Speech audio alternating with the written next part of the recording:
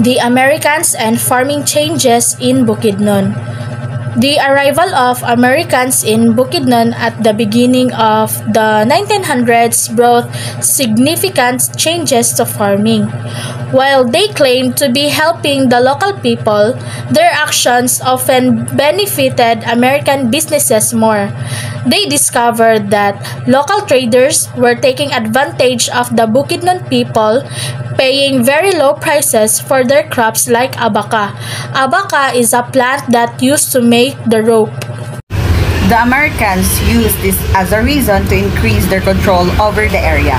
They set up schools to teach new farming methods, focusing on crops like rice and corn that could be sold for profit. This shifted the local economy from growing food mainly for their own use to growing crops for sale. However, this system often left the local people working for the benefit of larger companies and wealthy landowners. With little profit for themselves, the promise of help masked a system that ultimately enriched outsiders. Cattle ranch in Bukidnon. Bukidnon is not all forest or verdant plains, and when the Americans arrived, they also saw that its topography was also characterized by grassy plateaus and deep canyons.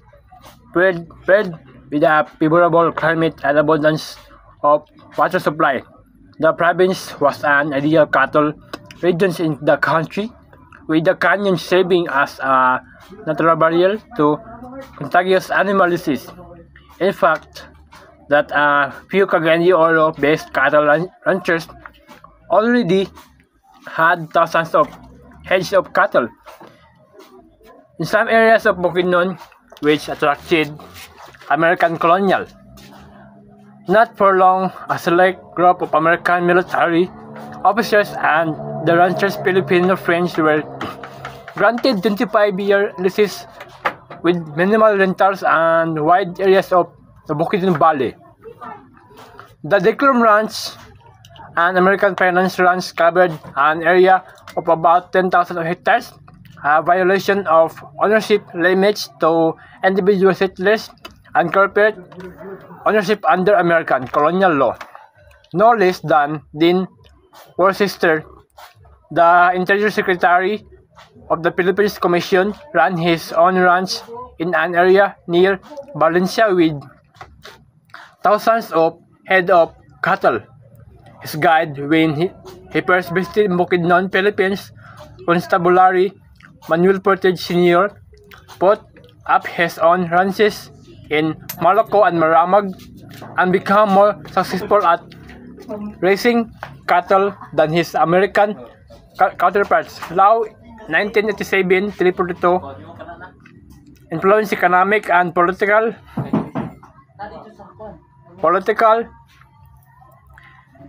history. The province would be long-lasting after Portage Sr. Other Filipino ranches would follow suit and establish their own cattle raising enterprises. By 1939, 67 ranches were already established with a combined 58,776 cattle heads.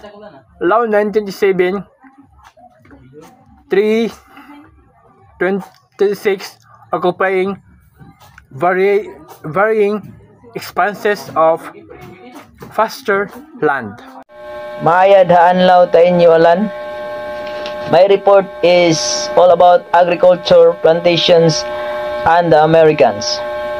So the establishment of agricultural plantation in Bukidnon, Philippines by the Americans began in 20th century during the American colonial period.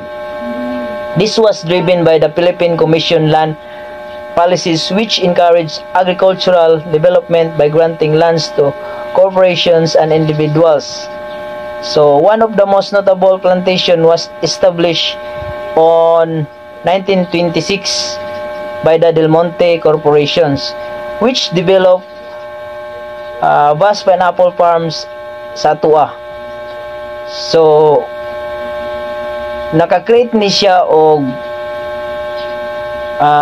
kanang positive and negative impact sa Manolo sa tao sa diri sa Manolo Portage. Ang positive impact nakakuan siya og employment, but sa negative side nakalid siya og land dispute sa mga indigenous peoples, especially sa tribo nga Bukidnon and Manubo peoples. The influence of these plantations continues today as Bukidnon remains a major agricultural hub, especially for pineapple, banana, and sugar productions.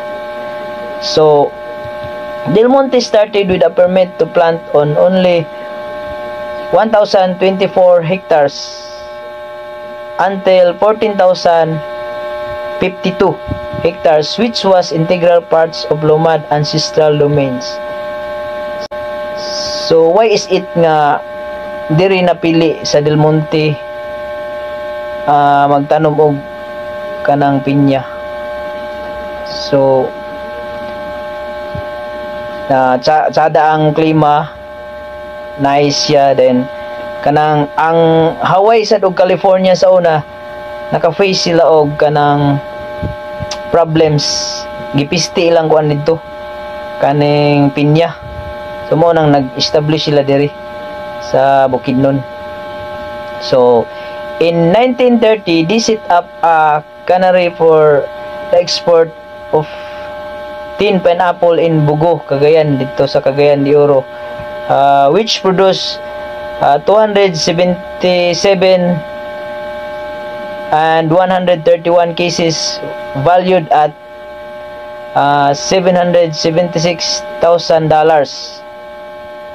So in Second World War, katong panahon sa World War II, the company was able to harvest 24,159,389 pounds of pineapples, amounting to 1,672,849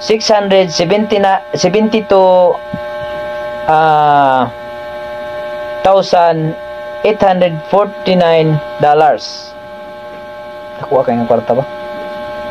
So in 1987 nag-worse ang case sa loneliness and poverty, especially among the Lumad populations.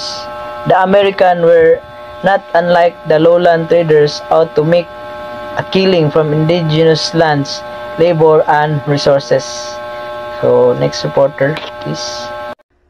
As what you see in the slides, that the Philippine Packing Corporation, the company behind the famous Del Monte brand of pineapples, shipped over the world, first started with the plantation covering just 1,024 hectares in 1928. With the subsequent proclamation of the American colonial government, they would expand this to tens of thousands of hectares through the Proclamation number 230 or the Bukidnon Pineapple Reservation in 1929, and the subsequent declaration of U.S. military reservations that could be sublet to the pineapple plantation. With this aggressive contract growing since implemented by the company to date, not only are the indigenous peoples displaced for their ancestral domains, but also the farmers and peasants who have to give way to the unstoppable logic of a ever-growing economics of scale. Elsewhere in Mindanao, vast areas of traditional Moro and non-Christian indigenous grounds continued to be converted into plantations from palm oil, banana, pineapple, and other monocash crops over the decades. In Agusan del Sur and Davao del Norte, agricultural lands ranging from 1,000 to 23,000 appropriated for this purpose by both government and private entities.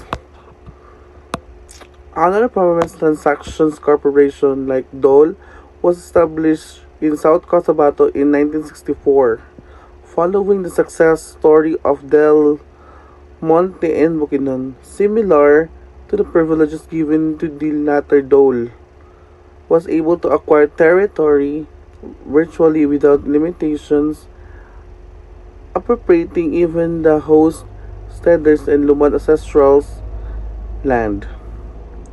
A significant portion of the 5,669 hectares that Dole initially secured came from the land awarded the migrants earlier through the National Land Settlement Administration in Balaan ancestral land. They have since been embroiled into a longer, better struggle to take back that was stolen from them from the past decades. At the present, there are also an ongoing expansion of large-scale cultural plantations in Mindanao which have encouraged upon areas traditional food crops such as rice and corn. An estimated 300,000 hectares of land have been planted for export with monocrops such as banana, pineapple, coffee, sugarcane, rubber, and palm oil. This number will continue to grow as the impulse to secure large-scale profit relies over growing economies of scale.